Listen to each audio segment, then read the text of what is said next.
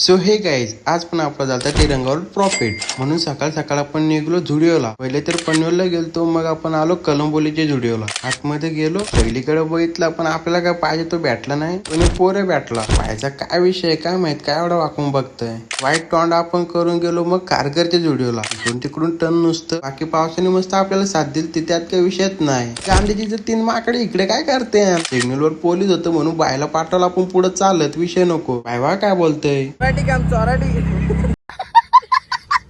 तर व्ह्यू पण मस्त येत होता. व्हिडिओला पोहोचायची खुशी बघा. फायनली 2 तासाचे प्रवास.